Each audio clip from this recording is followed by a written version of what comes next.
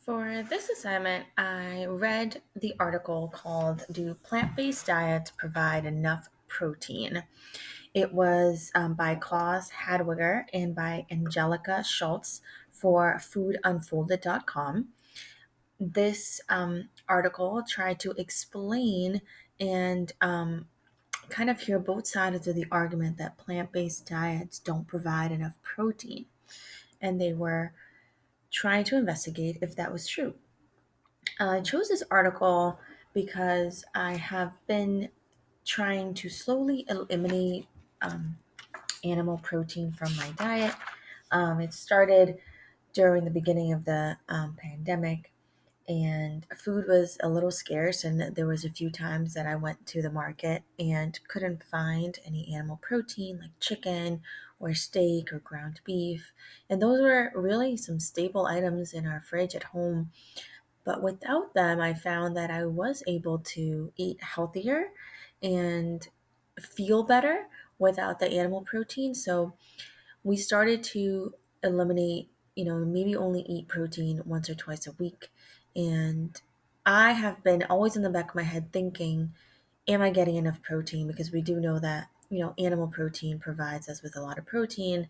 So that's why I chose this article. And I do think that this article is aimed for people just like me who have either started a plant based diet or are thinking about it or are just curious about it. Um, and I really enjoyed it. So, first, the article kind of goes over why do we need protein, and through our readings for this week as well, the importance of protein in our diets is pretty clear. It gives us energy. It's a building block of our tissues. It builds and repair our tissues in our body. And there are some amino acids our bodies really need, which are the essential amino acids that we can only get through food, and our bodies can't make them. So it's really important that we do consume the foods that have these essential amino acids so that the protein can do its job to build and repair our bodies. And how much of this protein do our bodies really need? Because there is no such thing as an only protein food. So, what you consume usually comes with other macronutrients like carbs, fats, minerals, and whatnot. So, it's important to consider that protein comes as a package. So, anything you're consuming is not protein only. For example, a 4-ounce sirloin steak has a lot of protein, 33 grams, but it also contains 5 grams of saturated fat. So, it's important to keep our macronutrients on a balanced scale.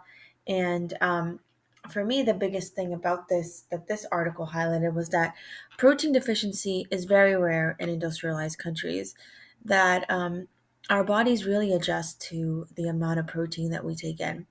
So it's recommended that for every 20 pounds of body weight, we consume 7 grams of protein.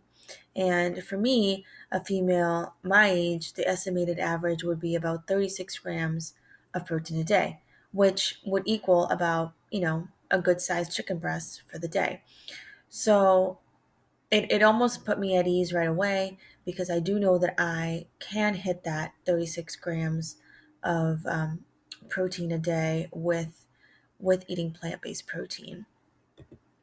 Um, so the difference between animal protein and plant protein is um, is that some of the plant proteins are not complete. Critics of a plant-based diet argue that these plant-based proteins don't provide all the essential amino acids that our bodies need. And it is true that animal-based proteins include a wider variety of amino acids that our bodies could use.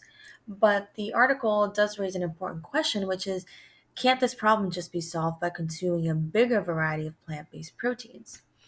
And they show that you can. And I did a little bit more research, and I did find some items to compare. So, for example, one large egg contains 6 grams of protein, and 1 ounce of almonds also contains 6 grams of protein. um, and one chicken breast contains 50 grams of protein, but a cup of broccoli contains 3 grams of protein, and a cup of oats contains 11 grams of proteins. Greek yogurt is high in protein, and lean beef is high in protein. So when I looked at these comparisons, it was pretty clear to me that the animal proteins do have um, a higher amount of protein when we consume them. So it does worry me that, the logistics of eating so much more of the plant-based in order to get the same from an animal protein. For example, for dinner, if I just cook a chicken breast and have, a side of vegetable, I would be all set for my protein intake for the day. But to get that from a plant-based diet and to get all those amino acids that the animal proteins provide, I would need to make my plate with such a variety of fruits, of vegetables, of oats, of maybe tofu or maybe barley or maybe lentils. So it would be easier to ingest the animal protein than the plant-based protein. So with that being said, I would think that I would eliminate more of the red meat animal protein instead of, you know, dairy and all the things that, animal derived proteins like dairy, yogurt, milk, all those things. Through the research I did, I also found the link between the protein foods we produce and the planet. So, just like the proteins can have an impact on our bodies, they also have an impact on our environment. And the production of animal-based foods have really high gas emissions on than the production of plant-based foods. Um, and these gas emissions are scary. They contribute to, the increase in climate change um, in such a rapid way that we haven't seen before. So for me, that also tilts the scale a little bit on, the advantages of a plant-based protein diet. Because, for example, when we make 1 pound of lamb, it generates 5 times more gas emissions than making 1 pound of chicken. But comparing that to making 1 pound of lentils, to make a pound of chicken, we emit 30% more gas into our environment, which is pretty scary. So, for me and the future of my kids, I think I really would consider this argument to um, stick to eliminating more and more animal protein from my diet.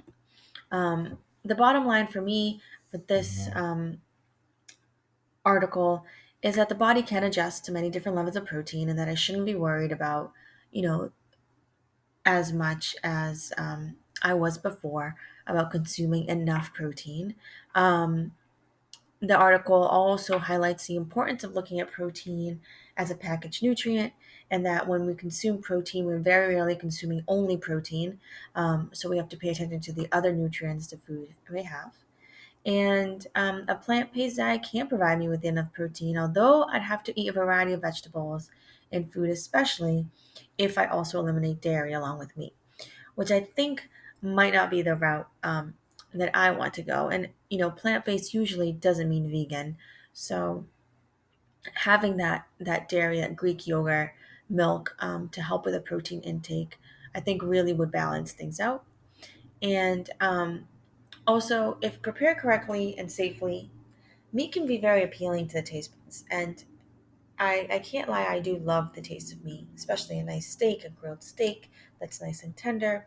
So going back to our week one assignment when we had to define food, and originally I defined it as fuel, but reading more and more, I do think it needs to have that balance between being fuel and also being the center of get-togethers and very big part of our culture. So it does need to be enjoyable. Um, so we can't really deprive ourselves of meat if we do enjoy how it tastes. After reading this article, my opinion about the topic really does stay the same. I do think it is more challenging, however, beneficial for my health and for the environment to try as best as I can to consume plant based proteins and stay away from the animal proteins. Thank you so much for listening.